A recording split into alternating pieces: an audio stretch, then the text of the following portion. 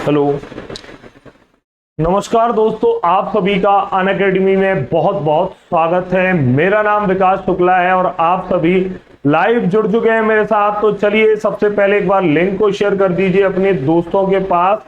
Unacademy गोल join MPPSC mains batch. तो बेटा अभी हाल फिलहाल में जो आपका प्रीलिम्स हुआ है उसके अंतर्गत अब आपको मेंस का एग्जाम आ रहा है, आपका join MPPSC mains batch starting this week. तो आप सभी अनअकैडमी के इस कोर्स को ज्वाइन करें जो कि आपके लिए मेंस के लिए हम लेकर के आए हैं। और अब ये महाधमाका बम्पर ऑफर चल रहा है, flat 20% off on all subscriptions. 20% का सभी सब्सक्रिप्शंस पर अब चल रहा है अनअकैडमी में डिस्काउंट।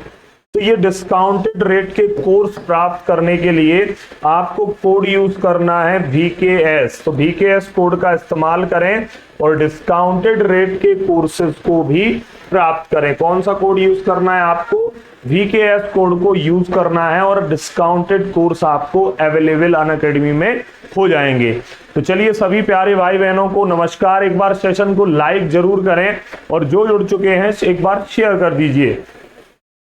चलिए, तो ये VKS कोड है, आपको इसके माध्यम से डिस्काउंट मिल जाएगा।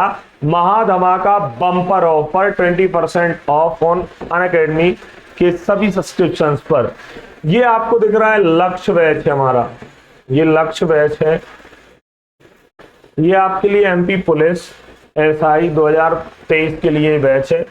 कंप्लीट बैच स्टार्ट ऑन 26 अप्रैल 2023। 26 अप्रैल से ये स्टार्ट हुआ है, 26 अप्रैल से भी ये स्टार्ट हुआ है, जिसकी फीस थी 4,999। अब ये मात्र मिल रहा है आपको 1,599।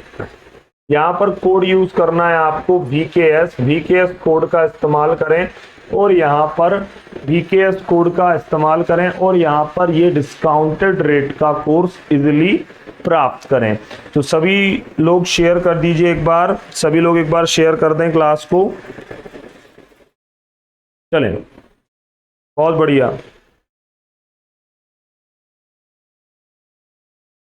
ठीक है, अगर आप MP पुलिस SI की तैयारी कर रहे हैं तो लक्ष्य बैच आपके बेहद काम का है। यहां पर आपको ये टेंशन नहीं लेनी है कि ये 26 अप्रैल से स्टार्ट हुआ है, क्योंकि अनअकैडमी देता है लाइव क्लासेस के साथ रिकॉर्डेड क्लासेस आप सभी को इजीली अवेलेबल हो जाएंगी। तो चलिए हम आगे बढ़ते हैं। ये प्रगति MPTET वर्ग 1 प्रगति बैच है हमारा। आप अनअकैडमी के एप्लीकेशन को डाउनलोड करें और प्ले स्टोर से डाउनलोड होगा ये, फिर उसके बाद अनअकैडमी के ऐप पर जाएंगे तो प्रगति नाम से बैच आपको MPTET वर्ग 1 का जो भी हाल ही में वैकेंसी आई है इसके लिए विस्तृत बैच मिल जाएगा। हिंदी और इंग्लिश मीडियम बोथ, ये 3 मंथ का कंप्लीट बैच है। स्टार्ट अभी हाल फिलहाल में हुआ है 8 मई से। तो आप सभी अगर वर्ग 1 की तैयारी आपका कोई भाई बहन भी कर रहा है तो घर बैठे ऑनलाइन आप अनअकैडमी के इस कोर्स को ज्वाइन करके अपनी तैयारी को बहुत ही अच्छे से बेहतर करके सिलेक्शन ले सकते हैं। तो आपके लिए है ये बेहद काम का, आपके लिए है ये बेहद काम का। ठीक है, तो ये संघर्ष से सफलता तक अनअकैडमी आपके साथ खड़ा है कदम से कदम मिलाकर। प्रगति बैच वर्ग 1 और यहाँ भी कोड आप यूज करेंगे VKS, तो आपको ये जो अभी डिस्काउंट चल रहा है हमारा अवेलेबल हो जाएगा। विजय पथ मेगा फाउंडेशन आपके बेहद काम का ये बैच है बेटा। विजय पथ मेगा फाउंडेशन बैच, जिसमें MPPSC प्रीलिम्स और मेंस की कंप्लीट तैयारी कराई जा रही है। 8 मंथ का ये कोर्स है हमारा, हिंदी और इंग्लिश मीडियम दोनों में आपको मिल जाएगा। ठीक है, 6 अप्रैल से स्टार्ट हुआ, तो यहाँ भी आपको टेंशन की कोई बात नहीं है, क्योंकि अनअकैडमी देता है सारे रिकॉर्डेड लेक्चर्स देता है जो लाइव हो चुके हैं, इजिली आप कवर कर सकते हैं। हिंदी और इंग्लिश मीडियम दोनों में यूज कोड, यहाँ पर आपको कोड जो यूज करना है वो VKS कोड का इस्तेमाल करना है। ये सारे एजुकेटर्स आपको इसके अंतर्गत पढ़ा रहे हैं। ठीक है, तो आपको विजय पथ मेगा फाउंडेशन बैच को ज्वाइन करना है। अनअकैडमी के अब एडवांटेजेस क्या है बेटा? तो अनअकैडमी आपको क्या क्या देता है? Any time anywhere live and recorded sessions. तो कहीं से भी आप किसी भी समय लाइव और रिकॉर्डेड क्लासेस को ले सकते हैं घर बैठे। Opportunity to learn from the best educators and influencers, get access to best multiple correspondence course, structured pedagogy in synchronous with the academic calendar, events like workshop, strategy session, master class, unlimited quizzes, be the host yourself, study material in PDF format, multiple live doubt clearing session. तो ये सारे advantages आपको Unacademy पर मिल जाएंगे। ठीक है, तो अब हम क्लास को स्टार्ट करते हैं। आप सभी एक बार लाइक कर दें सेशन को, आपके अपने सेशन को लाइक जरूर करें आप सभी। चलिए, वर्ष 2022 में ब्राजील के नए राष्ट्रपति कौन बने हैं? तो ब्राजील की कैपिटल ब्राजीलिया है, और ब्राजील की कैपिटल ब्राजीलिया है, आपको पता है ब्राजीलिया। यहाँ की आपको क्या बताना है, यहाँ के अभी राष्ट्रपति बताना है आपको, राष्ट्रपति। अच्छा, ब्राजील से संबंधित एक दो फैक्ट मैं बताता हूं। जैसे अभी हाल ही में पेले का निधन हुआ। पेले को आप जानते ही होंगे, ब्लैक पर्ल के नाम से फेमस, ब्लैक पर्ल। ठीक है, जो कि 3 फीफा वर्ल्ड कप रखे हुए हैं अपने पास, 3 फीफा वर्ल्ड कप जीते हुए थे ये। ठीक है, पेले, इनका हुआ है हाल ही में निधन। तो ब्राजील के नए राष्ट्रपति कौन है? A option Lula da Silva, B option Vladimir Norov, C option Benjamin Netanyahu, D option Greg Barclay. तो लगाएं भैया सभी लोग आंसर, फटाफट से लगा दीजिए आंसर क्या है सही उत्तर, और फिर हम इसके आगे बढ़ते हैं। तो जल्दी से पहले क्वेश्चन का आंसर लगाइए, लगाएं।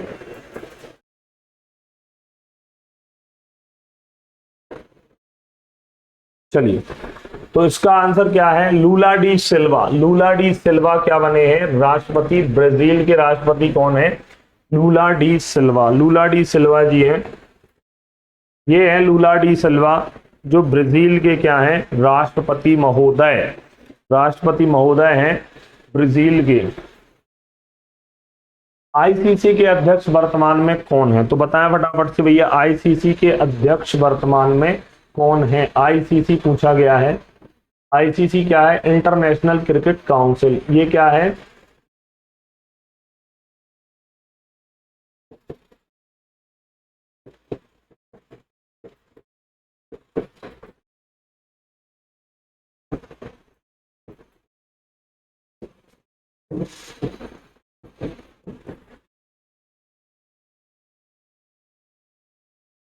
इसका हेडक्वार्टर लंदन में था। कब था? जब इसकी स्थापना करी गई थी। कब करी गई थी इसकी स्थापना? 1909 में। परंतु अब हेडक्वार्टर वर्तमान में कहां पर है? हेडक्वार्टर, वर्तमान हेडक्वार्टर या मुख्यालय, वर्तमान हेडक्वार्टर अब 2005 से दुबई, स्टेट ऑफ दुबई, 2005 से। चलिए, इसके हेड बताने हैं आपको। अध्यक्ष कौन है आईसीसी के वर्तमान में? वर्तमान अध्यक्ष तो बताइए, ग्रेग बार्कले, मुख्तार अंसारी, सौरभ गांगुली, जगमोहन डालमिया। तो बताइए, एक तरफ मैं बीसीसीआई लिखता हूं, board of cricket control of India, BCCI. इसका फुल फॉर्म क्या है? Board of cricket control of India, board of cricket control of India. ठीक है, बीसीसीआई। इसका हेडक्वार्टर कहां पर है? मुंबई। कब स्थापना करी गई? स्टेब्लिश इन ईयर, कब स्थापना करी गई इसकी? बीसीसीआई की 1928। प्रेसिडेंट इसके कौन है? आपको पता ही होगा प्रेसिडेंट कौन है इसके। तो आपने देखा होगा, इसके प्रेसिडेंट है रोजर विन्नी, स्टुअर्ट विन्नी के पिता हैं ये, रोजर विन्नी जी इसके क्या हैं? प्रेसिडेंट है। क्लियर हो गया। अब यहाँ पर आपको वर्तमान में आईसीसी के अध्यक्ष बताने हैं। अच्छा, इसके पहले, रोजर विन्नी के पहले सौरभ गांगुली हुआ करते थे, अब रोजर विन्नी है। ग्रेग बार्कले क्या है वर्तमान में आईसीसी के अध्यक्ष? Greg Barclay. तो यहाँ पर क्या है सही उत्तर? ए इज राइट आंसर। ए इसका बेटा सही उत्तर हो जाएगा। ठीक है, ये देखिए, ये है ग्रेग बार्कले और इंटरनेशनल क्रिकेट काउंसिल के ये क्या है, प्रेसिडेंट या अध्यक्ष। WHO का मुख्यालय कहाँ है, तो बताइए फटाफट। अब नंबर तीसरा प्रश्न, WHO का मुख्यालय बताएं।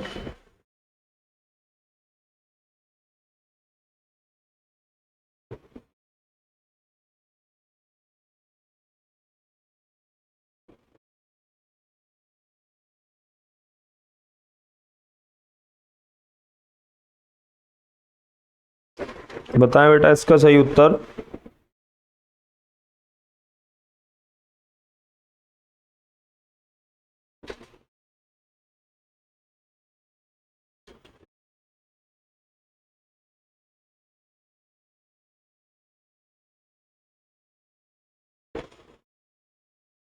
चलिए बताएं फटाफट से।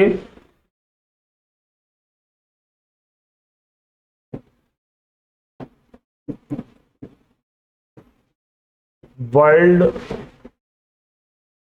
हेल्थ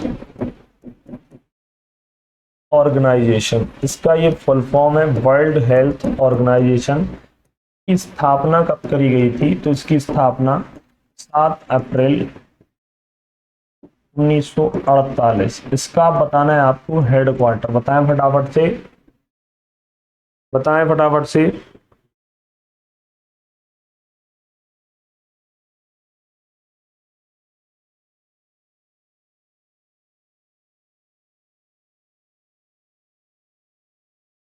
चलिए बताइए जल्दी से भैया सभी लोग आंसर। डब्ल्यू एच ओ का हेडक्वार्टर बताना है यहाँ पे, तो ये है जेनेवा। जेनेवा कहाँ पड़ता है, स्विट्जरलैंड। स्विट्जरलैंड में जेनेवा आपको मिल जाएगा। ठीक है, अच्छा, विश्व स्वास्थ्य दिवस कब मनाया जाता है, वर्ल्ड हेल्थ डे।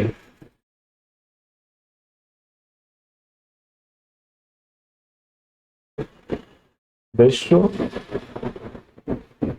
स्वास्थ्य दिवस, विश्व स्वास्थ्य दिवस कब मनाया जाता है, वर्ल्ड हेल्थ डे से 7 अप्रैल या 7 अप्रैल हर वर्ष, प्रतिवर्ष 7 अप्रैल को वर्ल्ड हेल्थ डे बेटा मनाया जाता है। तो WHO का मुख्यालय कहाँ है, जेनेवा। जेनेवा स्विट्जरलैंड में इसका हेडक्वार्टर आपको मिल जाएगा। यूनिसेफ का हेडक्वार्टर कहाँ पर है बेटा, क्या आपको पता है, यूनिसेफ, यूनिसेफ का, यूनिसेफ का,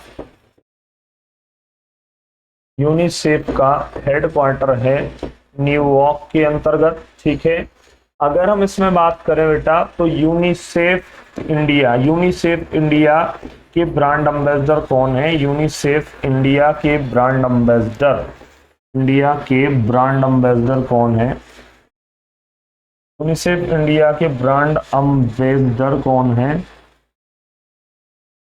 तो ये है बेटा यहाँ पर आयुष्मान खुराना। आयुष्मान खुराना, आयुष्मान खुराना जो कि एक एक्टर हैं, आप जानते ही होंगे। तो आयुष्मान खुराना जी को क्या बनाया गया है, यूनिसेफ इंडिया का ब्रांड एम्बेसडर। अगर आपसे बोलता है पेटा अवार्ड किसे मिला है इस बार, PETA India, PETA India person of the year, PETA India person of the year, हाल ही में पर्सन ऑफ द ईयर 2022 किसे बनाया गया है, तो देखिए पेटा का फुल फॉर्म क्या है बेटा, PETA people for, people for ethical, people for ethical treatment, people for ethical treatment of animal, people for ethical treatment of animal. तो PETA person of the year कौन बनाई गई है, सोनाक्षी सिन्हा खामोश।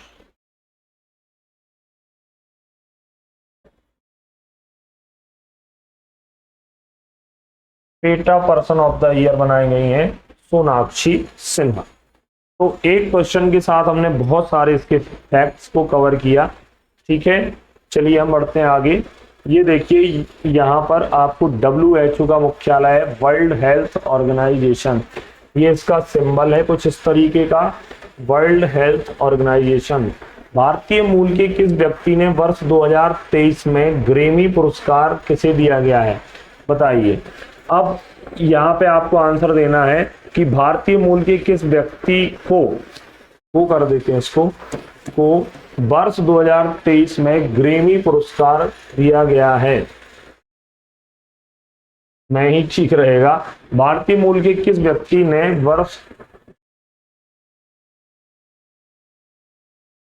भारतीय मूल के किस व्यक्ति ने, यहां समझ गए होंगे आप क्वेश्चन, थोड़ी सी लैंग्वेज उसमें ऐसी लिखी हुई है। भारतीय मूल के किस व्यक्ति को वर्ष 2023 में ग्रेमी पुरस्कार दिया गया है, तो बताएं फटाफट से। ग्रेमी पुरस्कार, इस ग्रेमी पुरस्कार बताना है फटाफट से, किसे दिया गया है। भारतीय मूल के किसी यहाँ पर सिंगर को दिया गया है, क्योंकि संगीत के क्षेत्र में ग्रेमी अवार्ड दिया जाता है। बताएं जल्दी से।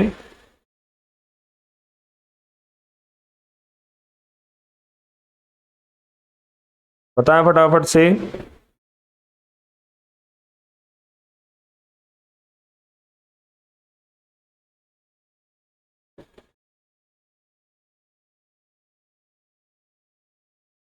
चलें, बताएं फटाफट से। ग्रैमी अवार्ड भारतीय मूल के किस व्यक्ति को दिया गया है।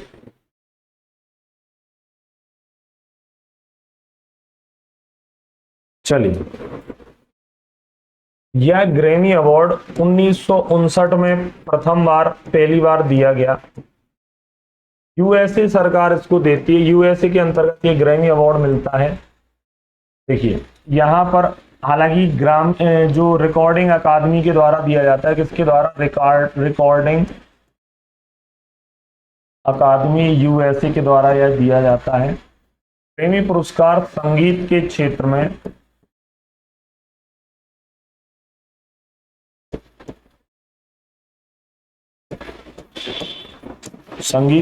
में दिया जाने वाला एक प्रमुख पुरस्कार है। संगीत के क्षेत्र में दिया जाने वाला एक प्रमुख पुरस्कार है।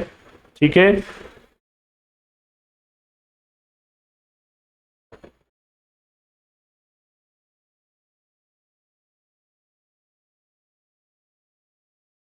बताएं जल्दी से। तो यहाँ रिकी केज नाम के व्यक्ति जो कि भारतीय मूल के हैं, इनको यहाँ पर ग्रैमी पुरस्कार से सम्मानित किया गया है।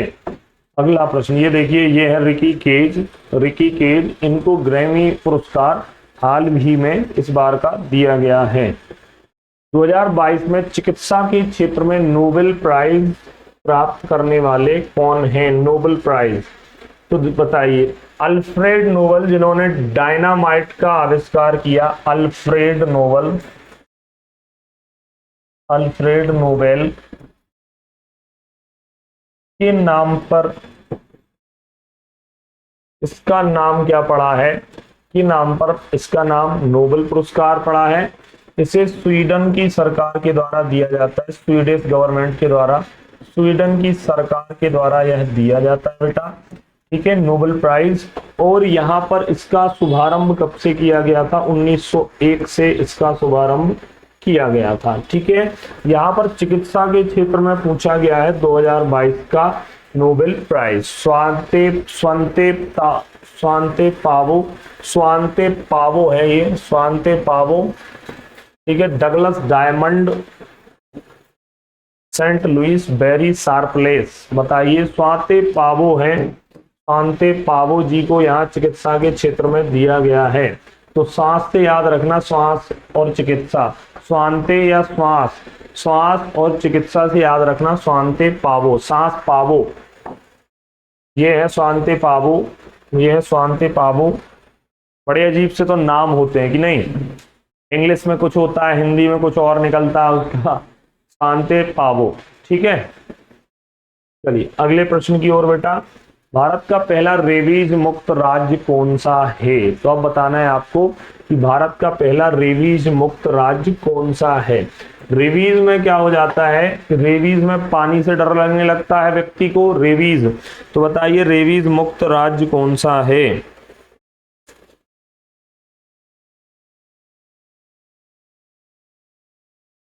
बताएं फटाफट।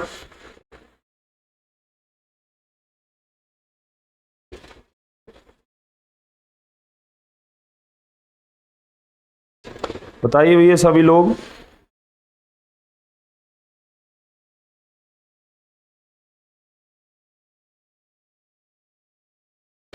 बताएं फटाफट से।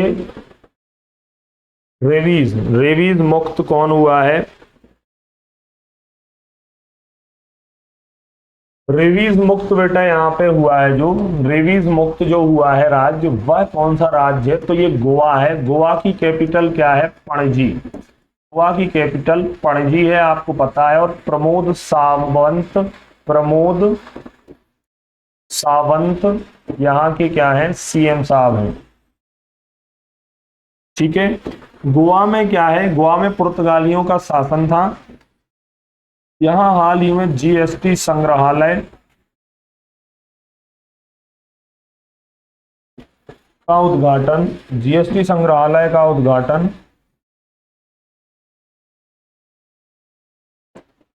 जीएसटी संग्रहालय का उद्घाटन वित्त मंत्री निर्मला सीतारमण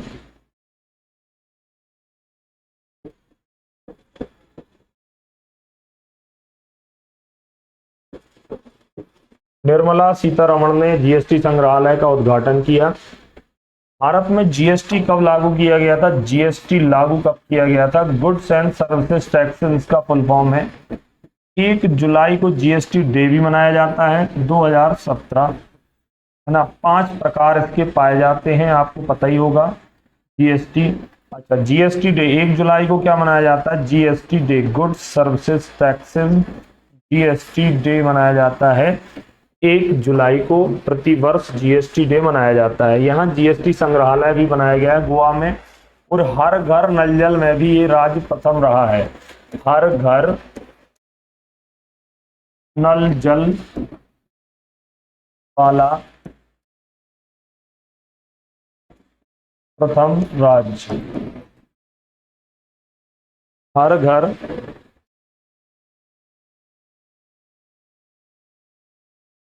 हर घर नल जल वाला प्रथम राज्य है गोवा। और ये अब रेबीज मुक्त हो चुका है। रेबीज संक्रमण किसके द्वारा फैलता है? जीवाणु, या जिसको हम बैक्टीरिया बोलते हैं, वायरस या विषाणु, कवक या फिर प्रोटोजोआ।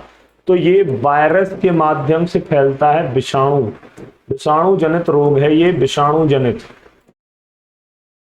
अगर आपसे बोला जाता है TB free, tuberculosis free India का लक्ष्य कब रखा गया है कि हम यहां से टीबी मुक्त भारत, सीधी सी बात, टीबी मुक्त भारत का लक्ष्य कब का रखा गया है? तो ये 2025 का लक्ष्य रखा गया है।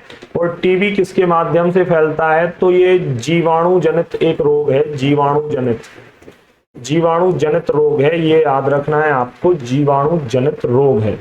ठीक है।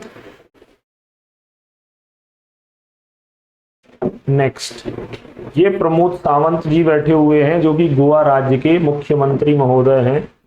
भारत में विक्रम साराभाई अंतरिक्ष केंद्र, विक्रम साराभाई अंतरिक्ष केंद्र कहां पर है? तो चलिए बताइए। भारत के परमाणु कार्यक्रम के जनक विक्रम साराभाई, विक्रम साराभाई बताना है आपको। विक्रम साराभाई अंतरिक्ष केंद्र कहां पर है भारत के अंतर्गत? बताएं जल्दी से।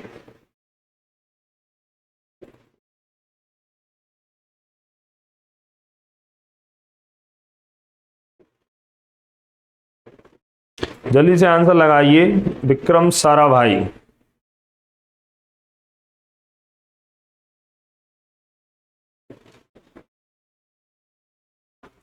चलिए। स्थापना 1963 में हुई। हेडक्वार्टर कहां पे है इसका मुख्यालय? त्रिवेंद्रम, केरल। विक्रम साराभाई। तो केरला कहाँ है? हाँ ये है त्रिवेंद्रम या तिरुवनंतपुरम, केरला। ठीक है, यहां पर आपसे अगर इसरो पूछा जाता है, इसरो, इसरो का फुल फॉर्म क्या है? Indian Space Research Organisation. ISRO का फुल फॉर्म है इंडियन स्पेस रिसर्च ऑर्गेनाइजेशन। इसकी स्थापना सर कब की गई थी? तो इसकी स्थापना बेटा 1969 में की गई थी। हेड क्वार्टर क्या है इसका? तो सर इसका हेड क्वार्टर है बेंगलुरु, बेंगलुरु इसका हेड क्वार्टर है। और अगर आपसे बोला जाता है, अगर आपसे बोला जाता है इसरो के माध्यम में कि यहाँ पर इसरो का काम क्या है, तो आप बोलोगे उपग्रह बनाना व उनको लॉन्च करना। उपग्रह निर्माण इसका प्रमुख काम है, उपग्रहों का निर्माण। ठीक है, दूसरी ओर अगर हम डीआरडीओ की बात करें, डीआरडीओ, डीआरडीओ तो इसका फुल फॉर्म है डिफेंस रिसर्च डेवलपमेंट ऑर्गेनाइजेशन। क्या है इसका full form? Defence Research Development Organisation, DRDO.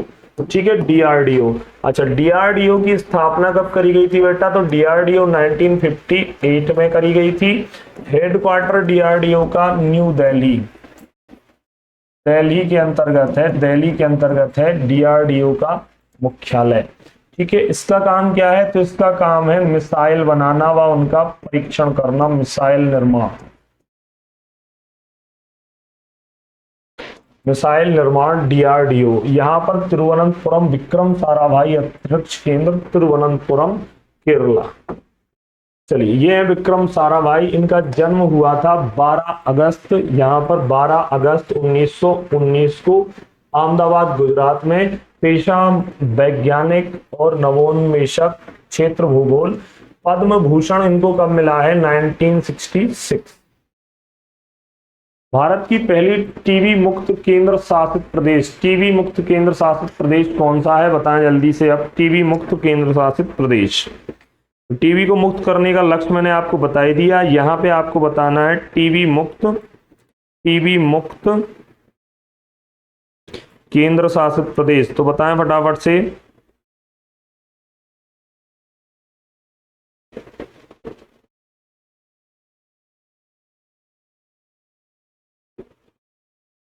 जल्दी से बताइए।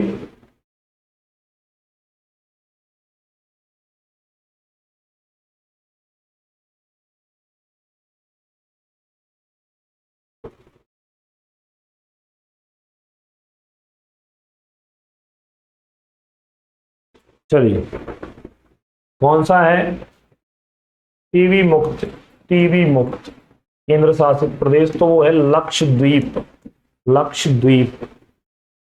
अगला क्वेश्चन, हर घर नल जल, हर घर नल जल आरओ वाला पहला गांव। तो बताइए फटाफट कि यहाँ पर हर घर नल जल आरओ के माध्यम से यहाँ पर नल का जल, तो ये उन्नाव यूपी के अंतर्गत करा गया है ऐसा। ठीक है, उन्नाव यूपी के तहत यहाँ पर यूपी में ऐसा काम किया गया है। हर घर नल जल आरओ, आरओ के माध्यम से। पहली आदिवासी महिला राष्ट्रपति, पहली आदिवासी महिला राष्ट्रपति का जन्म कहाँ हुआ है? तो बताइए, यह पहली बात तो कौन है? पहली आदिवासी महिला राष्ट्रपति श्रीमती द्रौपदी मुर्मू। ये संथाल जनजाति से हैं, श्रीमती द्रौपदी मुर्मू, श्रीमती द्रौपदी मुर्मू जी। और ये 15वें क्रम की राष्ट्रपति है हमारी, 15वें क्रम की राष्ट्रपति। ठीक है, अच्छा, यहां पर अगर मैं बात करूं आपसे तो ये संथाल जनजाति से संबंधित हैं। उड़ीसा में इनका हुआ है जन्म। B is right answer. काफी अच्छा प्रश्न है ये आपके एग्जाम के लिए। ये बैठी हुई है हमारी महामहिम राष्ट्रपति महोदया, राष्ट्रपति महोदया बैठी हुई हैं आपके सामने, द्रौपदी मुर्मू जी।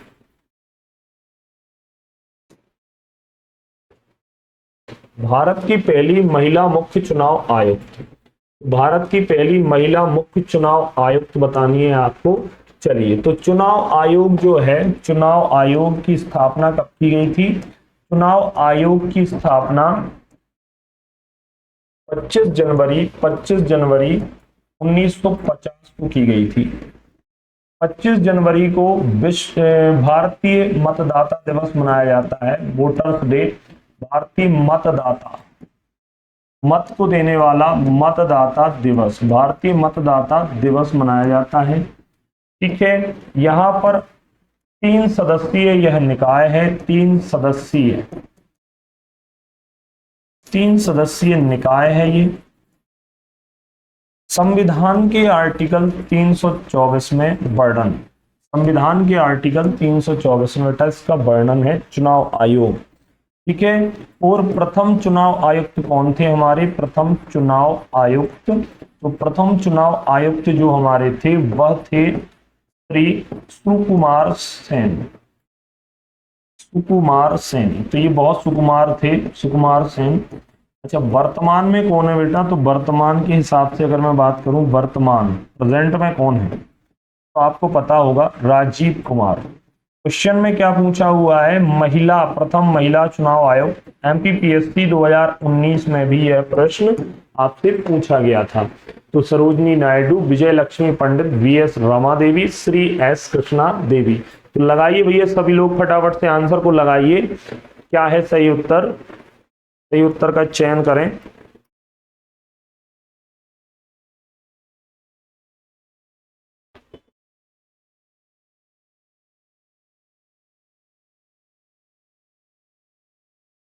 सही उत्तर का चयन करिए सभी लोग। चलिए, तो यहां पे सही उत्तर है वी एस रमा देवी। क्या है सही उत्तर? V S Rama Devi, C is right answer. ये है वी एस रमा देवी। अच्छा, हाल ही में भारत के पहले वोटर श्याम शरण नेगी, जो कहां के रहने वाले हैं? श्याम शरण नेगी, श्याम शरण नेगी। Just a minute.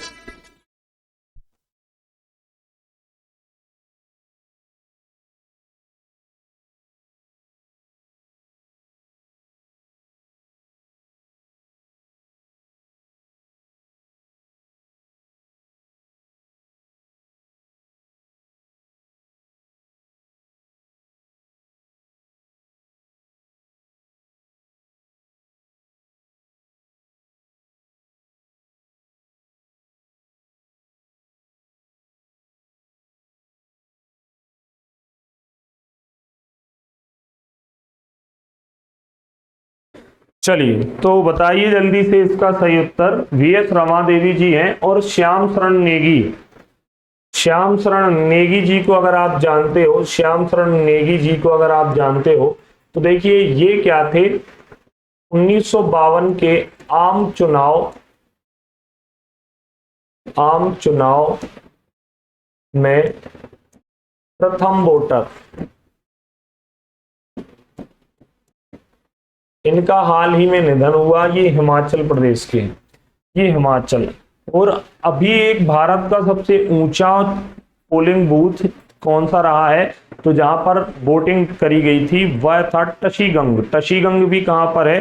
हिमाचला, हिमाचला प्रदेश में टशीगंग भी आपको देखने को मिल जाएगा। ये वी एस रमा देवी थी। ग्लोबल हंगर इंडेक्स 2022 में भारत का स्थान कौन सा रहा है?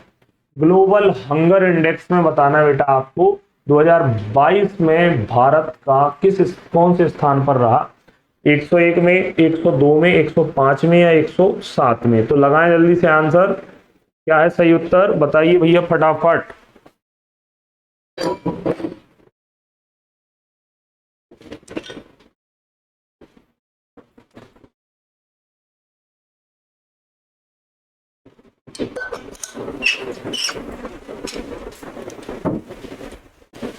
बताएं जल्दी से, क्या है सही उत्तर?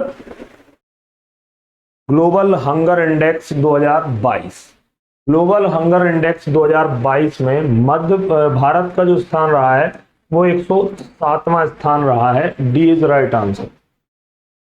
ये देखिए, global hunger index, global hunger index 2022, India slips down to 107th rank.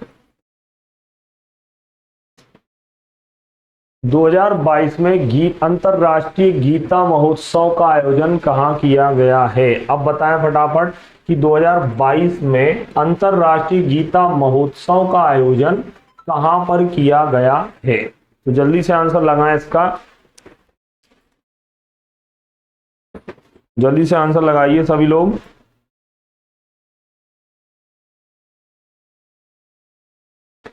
अंतरराष्ट्रीय गीता महोत्सव का आयोजन, अंतरराष्ट्रीय गीता महोत्सव का आयोजन बताना है बेटा आपको, गुरुग्राम, चंडीगढ़ या कुरुक्षेत्र या इंद्रप्रस्थ नगर। इसका सही उत्तर है कुरुक्षेत्र के अंतर्गत। ये देखिए 12वां विश्व हिंदी सम्मेलन हाल ही में फरवरी 2023 में कहां आयोजित किया गया? तो अब आपको बताना है फटाफट कि 12वां विश्व हिंदी सम्मेलन अपने आप में एक बड़ा सम्मेलन है और ये हिंदी से संबंधित है, जो कि हमारी राजभाषा है। राष्ट्र नहीं करना है, राजभाषा हमारी क्या है, राजभाषा आपको मिलेगी हिंदी। तो चलिए आंसर लगाएं, फिजी, मलेशिया, इंडोनेशिया या भारत। चले, यहां पर आपने दो चीजें देखी होंगी, विश्व हिंदी सम्मेलन, विश्व हिंदी दिवस, सॉरी विश्व हिंदी दिवस, और एक आपने देखा होगा भारतीय हिंदी दिवस या राष्ट्रीय हिंदी दिवस।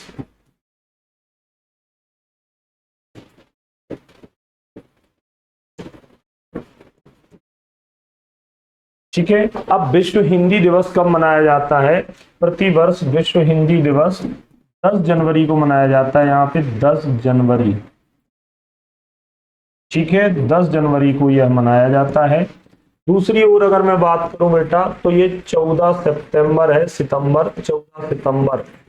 ऐसा क्यों है कि यह जो मनाया जाता है 10 जनवरी को और यह मनाया जाता है 14 सितंबर को? ऐसा आखिर क्यों, ऐसा आखिर क्यों है? तो मैं बता देना चाहता हूं आपको कि विश्व हिंदी सम्मेलन 10 जनवरी को इसलिए मनाया जाता है क्योंकि जो प्रथम सम्मेलन हुआ था हिंदी का, विश्व हिंदी सम्मेलन, यह 10 जनवरी को आयोजित किया गया था। 10 जनवरी कहां पर किया गया था? नागपुर, महाराष्ट्र। 10वां हुआ है मध्य प्रदेश में, इसलिए ये 10वां भी याद रखना। 10वां सम्मेलन भोपाल में हुआ 2015। ये कब हुआ है बेटा? 2015 में। वर्तमान वाला कहाँ हुआ है? तो अभी मैंने क्वेश्चन में यही तो पूछा है आपसे, तो ये फिजी के अंतर्गत हुआ है, फिजी, फरवरी 2023। यहाँ क्या सीन है? तो संविधान सभा ने या संविधान ने 14 सितंबर 1949 को यहाँ पर हिंदी को राजभाषा के रूप में मान्यता दी थी। राजभाषा क्या बनाई गई? हमारी कामकाजी भाषा हिंदी बनाई गई। और यहाँ पर इसी वजह से इसको क्या किया जाता है? 14 सितंबर को हिंदी दिवस भारत में राष्ट्रीय हिंदी दिवस के रूप में मनाया जाता है। क्लियर हो गया?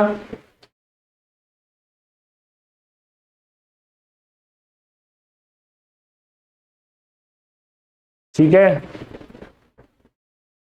तो ये नोट डाउन कर लें फटाफट।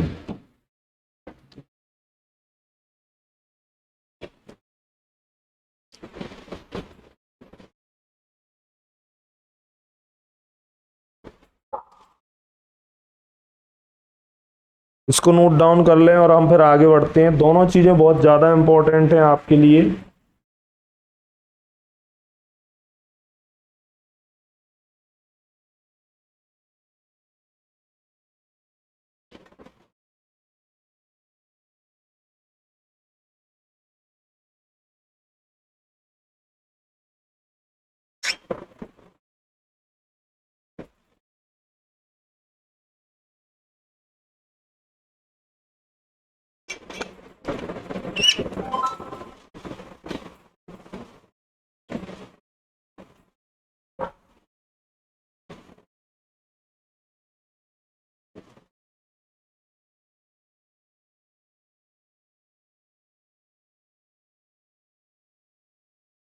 चलिए अब हम देखते हैं अगला प्रश्न।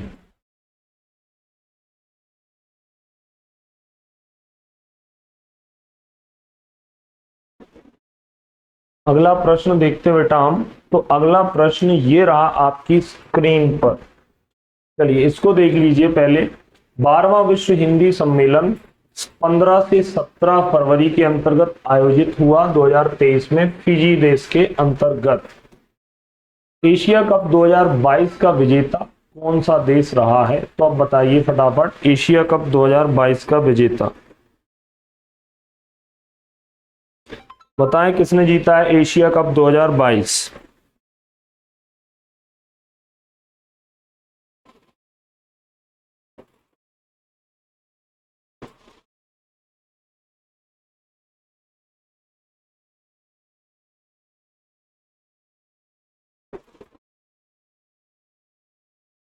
चलिए एशिया कप 2022 कौन जीता है?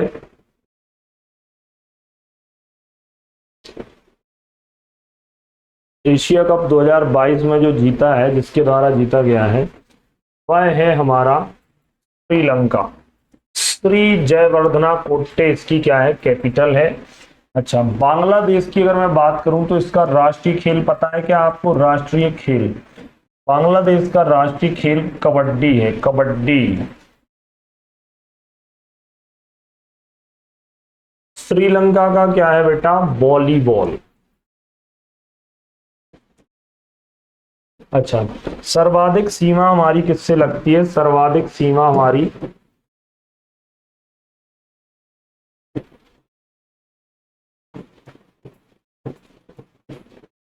बांग्लादेश से लगती है, 40-96। यहां की मैंने आपको कैपिटल कई बार बताई है, कैपिटल। तो यहां की कैपिटल क्या है? ढाका। मुद्रा या करेंसी क्या है बेटा? यहाँ की करेंसी है यहाँ की, ठीक है ना। यहाँ का स्पोर्ट अभी हमने लिख ही दिया है। यहाँ की पीएम साहिबा कौन है? शेख हसीना। और राष्ट्रपति कौन है यहाँ की? राष्ट्रपति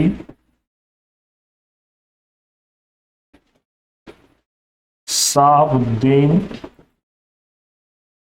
चप्पू। शाहबुद्दीन चप्पू यहाँ के राष्ट्रपति है, ठीक है। और त्रिपुरा हमारा एक ऐसा राज्य है जो 3 ओर से बांग्लादेश से घिरा है।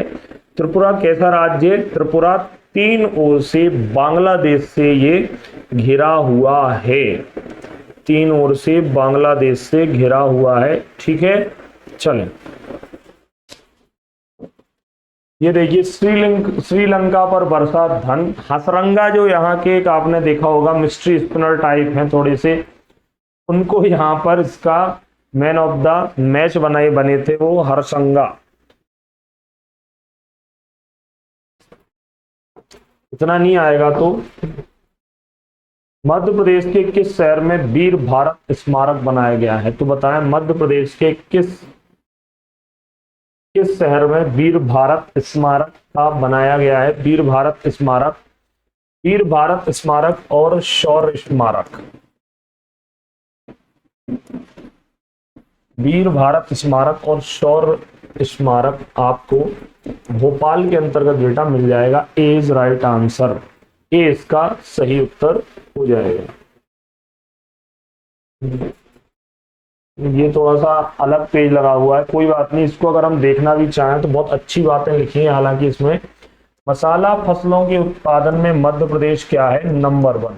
ये किसका पेज है? ये जनसंपर्क मध्य प्रदेश शासन स्वयं कह रहा है नंबर 1 मध्य प्रदेश। ये मामा जी खड़े हैं हमारे।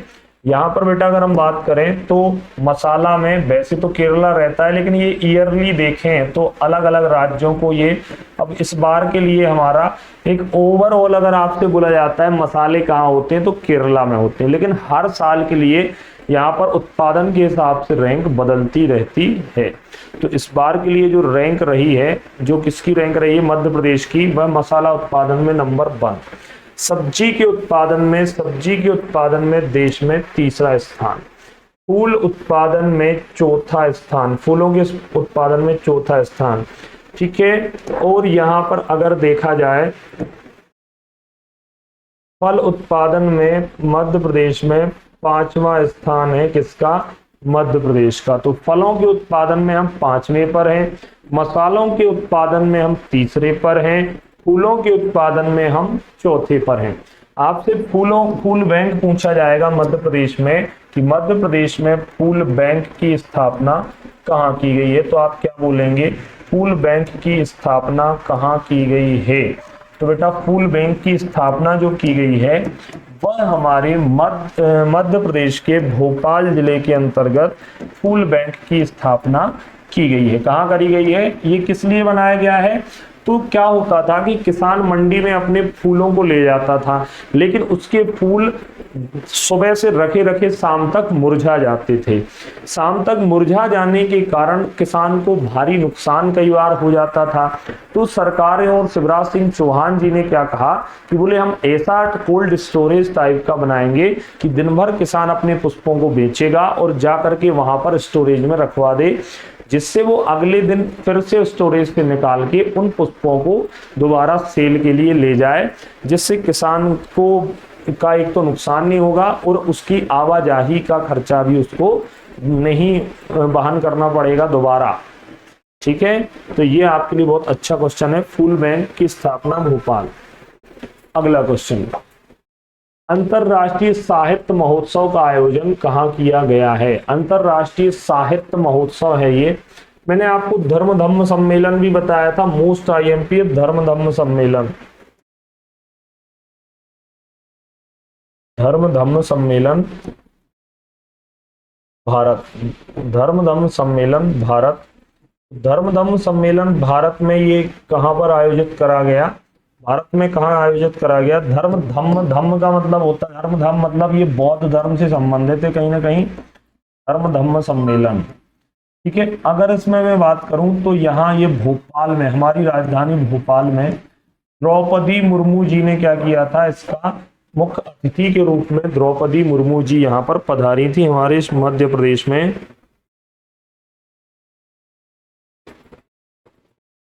ठीक है, साहित्य महोत्सव कहाँ आयोजित हुआ? तो मध्य प्रदेश के ये जबलपुर के अंतर्गत साहित्य महोत्सव का आयोजन किया गया था, ध्यान देना है। अच्छा, साहित्य मध्य प्रदेश साहित्य अकादमी ने, मध्य प्रदेश साहित्य अकादमी ने, मध्य प्रदेश साहित्य अकादमी ने, मध्य प्रदेश साहित्य अकादमी ने साहित्य का पुरस्कार किसे दिया है इस बार? देखिए, ये आशुतोष राणा जी को दिया गया है उनके उपन्यास राम राज्य के लिए। अगला क्वेश्चन, मध्य प्रदेश में माधव विज्ञान महाविद्यालय जिसे नेक में उच्चतम ग्रेड A++ प्राप्त हुआ वह मध्य प्रदेश के किस जिले में है? तो A+ ग्रेड प्राप्त हुआ है नेक के द्वारा, माधव विज्ञान महाविद्यालय आपको अब बताना है। चलिए बताइए फटाफट से। अच्छा, जीवाजी वेधशाला मध्य प्रदेश में कहाँ है? क्या आपको पता है जीवाजी वेधशाला? वेधशाला वो होती है जहां से ग्रहों और मौसम का पता लगाया जाता है। जीवाजी वेधशाला बतानी है आपको।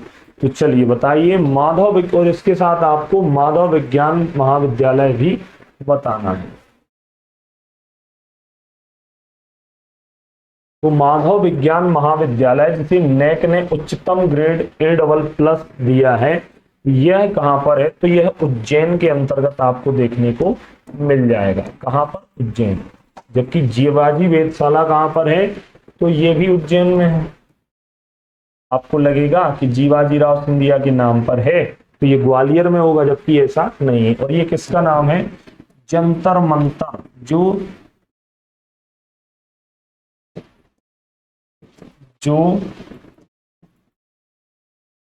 जयपुर और राजस्थान के महाराजा जो थे सवाई जयसिंह के द्वारा जंतर मंतर यहाँ पर स्थापित किया गया था, जो कि एक वेधशाला है।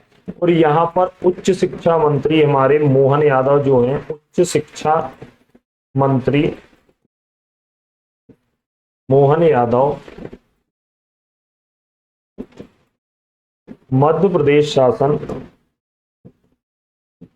मध्य प्रदेश शासन द्वारा यहाँ दुनिया की पहली, यहाँ दुनिया की, भारत की नहीं दुनिया की प्रथम वैदिक घड़ी लगाई है हाल ही में।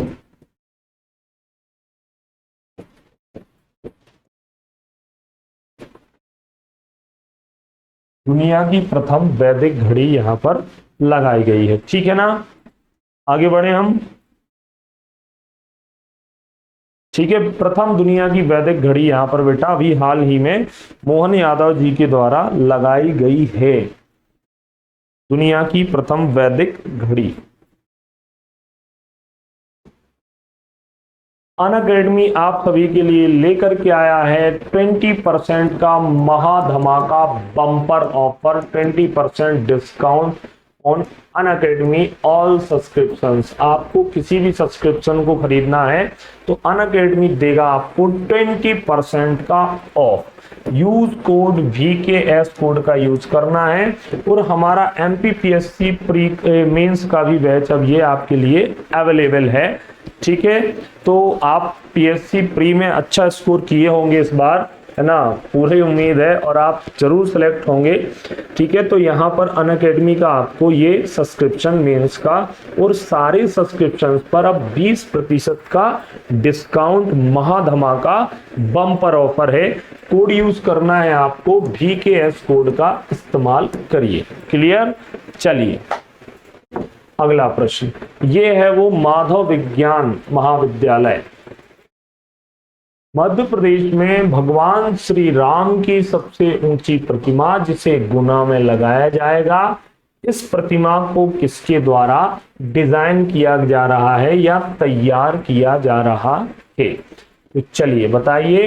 भगवान श्री राम की यह प्रतिमा है और सबसे ऊंची प्रतिमा है। यह 101 फीट बताई जा रही है कि यहाँ पर गुना में क्या टेकरी सरकार हनुमान मंदिर है।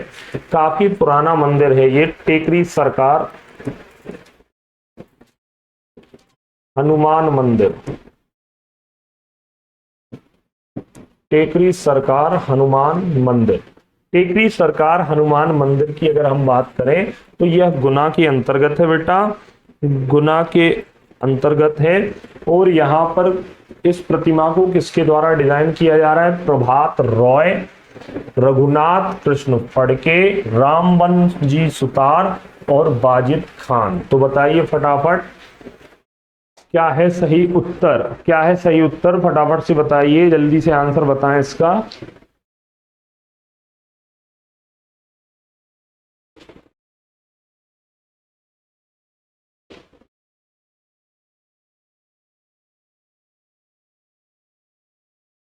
क्या है बेटा सही उत्तर? तो प्रभात रॉय जी के द्वारा, प्रभात रॉय जी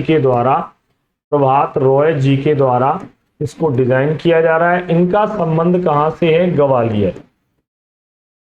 इनका स्टूडियो भी है ग्वालियर के अंतर्गत, जिसे प्रभात रॉय स्टूडियो के नाम से जाना जाता है। ये अभी तो ये डिजाइन कर रहे हैं अपने स्टूडियो के अंतर्गत, है ना। इसी प्रकार का एक सैंपल है सिर्फ, ये तो अभी मूर्ति तो बनना बाकी है, हालांकि बन रही है तो लग जाएगी।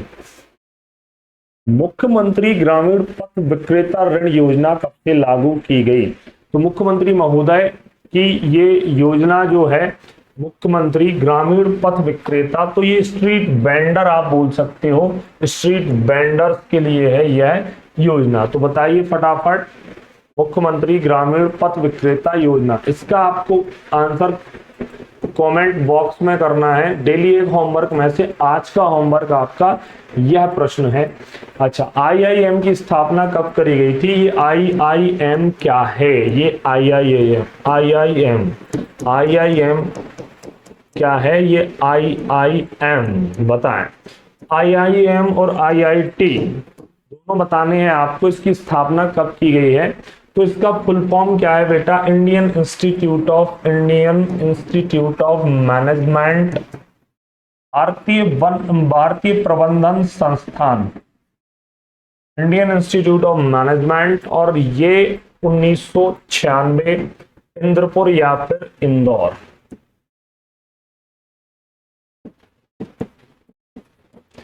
IIT Indian institute of technology है, इसकी स्थापना 2009 के अंतर्गत मध्य प्रदेश में करी गई। Indian institute of technology, Indian institute of technology, Indian institute of technology Indore और 2009, इंदौर और 2009। ये देखिए, ये है भारतीय प्रबंधन संस्थान। अभी के पीएससी प्री में पूछा गया था, आपने भी दिया होगा, देखा होगा, भारतीय वन प्रबंधन संस्थान, Indian institute of forest management, IIFM, ये 1982 में भोपाल में स्थापित किया गया था। ठीक है, चलिए, किस जिले के शंकरगढ़ पहाड़ी पर मध्य प्रदेश में, शंकरगढ़ पहाड़ी पर मध्य प्रदेश में फिल्म सिटी बनाई जाएगी? तो शंकरगढ़ पहाड़ी पर फिल्म सिटी भी बनाई जाएगी, ऐसी घोषणा की गई है। तो आंसर लगाएं, अलीराजपुर, झाबुआ, देवास या छतरपुर। लगाइए भैया सभी लोग आंसर फटाफट।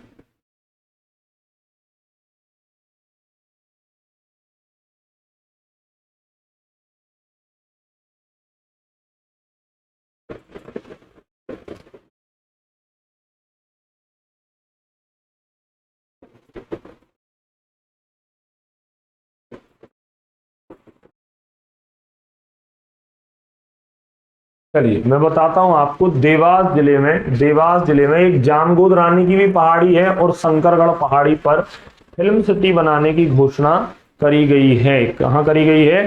देवास जिले के शंकरगढ़ पहाड़ी पर, यहां पर अब बनेगी क्या? Film city. ये देखिए कुछ इस तरीके का नजारा होगा। एक ये क्या है, एक सिर्फ मॉडल या फिर नमूना है, मॉडल या फिर नमूना है आपकी स्क्रीन पर। ठीक है, चलिए, किस जिले की नगर पालिका ने संपत्ति कर वसूली हेतु टैक्स सखी नाम से समूह या स्क्वाड तैयार कराया है? ठीक है, टैक्स सखी नाम से समूह बनाया है। तो आप ये बताइए फटाफट, नगर पालिका ने संपत्ति कर, तो यहां पर टैक्स के लिए यह करा गया है। ठीक है, टैक्स वसूलने के लिए यहां महिलाएं घर घर जाकर टैक्स की वसूली करेंगी। टैक्स सखी नाम से समूह ग्वालियर, सागर, बैतूल या फिर छतरपुर। किस जिले की महिलाओं ने ऐसा किया है?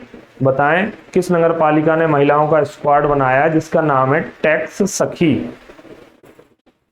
टैक्स सखी बताना है आपको, जल्दी से बताएं।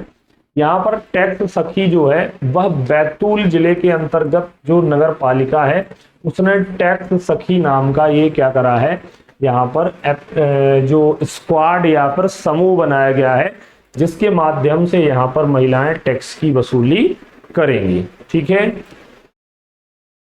अगला प्रश्न, मध्य प्रदेश के किस राष्ट्रीय उद्यान में सर्वाधिक गिद्ध पाए जाते हैं? तो अब आप बताइए, कहां पर अभी हाल ही में गिद्ध रिपोर्ट आई थी, उसमें मध्य प्रदेश सर्वाधिक गिद्धों वाला राज्य है ना, पता ही होगा आपको। और इसमें कहां पर, किस राष्ट्रीय उद्यान में सर्वाधिक गिद्ध हैं? तो देखिए, यह है हमारा पन्ना राष्ट्रीय उद्यान और यहां से 25 हिमालयन ग्रिफिन गिद्ध अभी 2022 में उड़ करके चीन या तिब्बत पहुंचे हैं। कितने? पूरे 25 हिमालयन ग्रिफिन गिद्ध। तो यहाँ गिद्ध संरक्षण केंद्र भी है पन्ना में, और गिद्ध संरक्षण के अलावा गिद्ध पुनर्वास केंद्र भी बनाया गया है, क्योंकि गिद्धों की यहाँ पर काफी मात्रा देखी गई है। ठीक है, गिद्धों की यहाँ पर काफी मात्रा और हलचल देखी गई है। अगला प्रश्न आपकी स्क्रीन पर ये है, देखिए, पन्ना टाइगर रिजर्व के खूंखार टाइगर। चित्र भारती फिल्म महोत्सव 2022, तो अब इसका आंसर बताना है आपको। चित्र भारती फिल्म महोत्सव 2022 का आयोजन कहाँ किया गया है? उज्जैन में किया गया है, सागर में किया गया है, छतरपुर में या फिर भोपाल, मध्य प्रदेश की राजधानी भोपाल। तो कहाँ किया गया भैया, बताएं जल्दी से इसका सही उत्तर।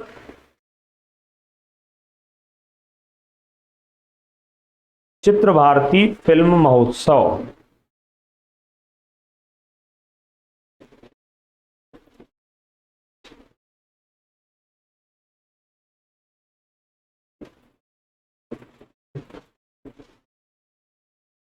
तो चित्र भारती फिल्म महोत्सव का आयोजन मध्य प्रदेश की राजधानी भोपाल में माखनलाल चतुर्वेदी पर किया गया था। वहां पर यूनिवर्सिटी में किया गया था, वहां अक्षय कुमार जी आए थे। इसके अंतर्गत जो वर्सटाइल एक्टर अक्षय कुमार जी हैं वो यहाँ पर पधारे थे। तो चलिए दोस्तों, आज का सेशन हमारा यही समाप्त होता है। आपको उम्मीद करता हूं एक प्रश्न के साथ कई अनेक ऐसे फैक्ट मिले होंगे जो आपको पता नहीं होंगे और आज जरूर पता चले होंगे। तो आप सभी के लिए